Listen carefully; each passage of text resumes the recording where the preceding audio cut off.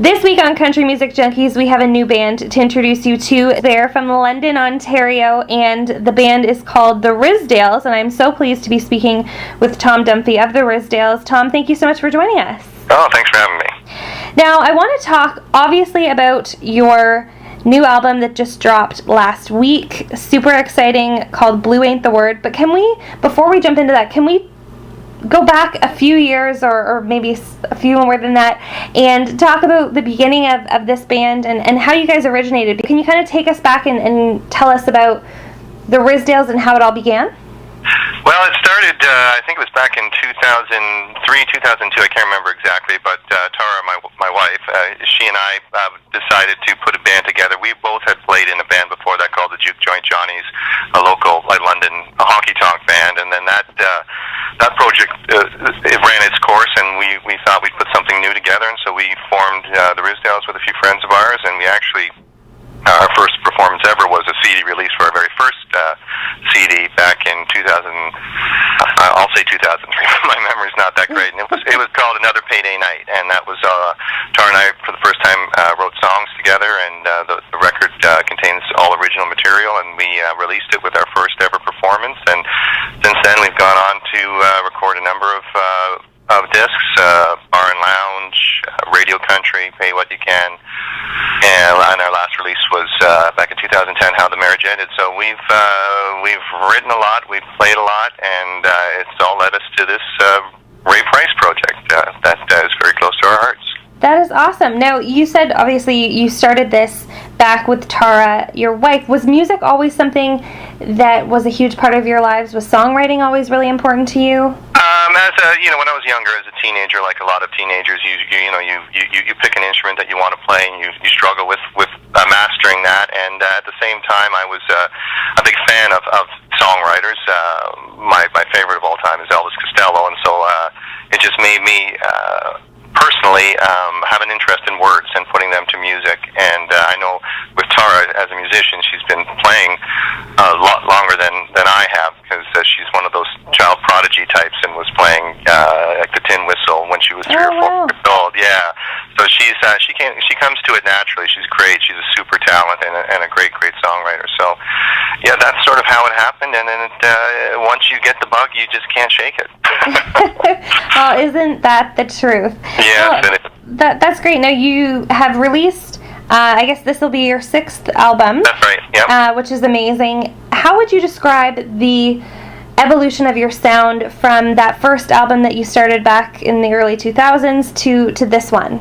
I think that what we're doing now is much more refined. It's much more straight ahead honky-tonk music. Mm-hmm. We all have different influences, and I think in the beginning we were using or drawing on our country backgrounds, as well as sort of rock and roll, rockabilly. We were big fans of Chris Isaak, and so we're trying to create a sound, and we stopped worrying about that so much and are just sticking to true, simple country music, and I think it's coming much more from the heart now. Absolutely. Yeah. You've had the opportunity to open for bands such as the Good Brothers and the Mavericks, which is amazing. Huge bands within country music, and particularly this kind of segment of country music. What was that like? Well, the one thing that I learned from as an audience member or sharing a bill is it's much more. I guess it's to be yourself on stage. Mm-hmm. And I think that is the key. You don't go up there and try to be somebody else, because that act already exists. And a certain level of confidence that I think we got from playing with those people. And I don't know, it gives you something to aspire to. And it was a great experience. There's always something that you can learn from witnessing other people play. Now, Tom, I know that we don't have your lovely wife Tara on the phone, so I cannot congratulate her myself, but can we talk about her nomination for the Ameripolitan Music Award that she was nominated for? Yeah, I can, and I'm proud to do so. We we just found out recently that Tara was once again nominated for an Metropolitan Music Award. Award show will be in February 2015. And for those of you who don't know, the Metropolitans were created by hardcore country legend Dale Watson, who's based in Austin, Texas. And what the Metropolitan Awards do is it recognizes honky tonk, rockabilly, western swing, and outlaw music. A lot of genres that aren't maybe represented as much anymore in the various music awards. So we're very, very, very proud of Tara, and we look forward to attending that ceremony. Excellent. Well, best of luck to Tara. That's great. I know she was nominated last year as well, so yep. That's a fabulous honor, I'm sure.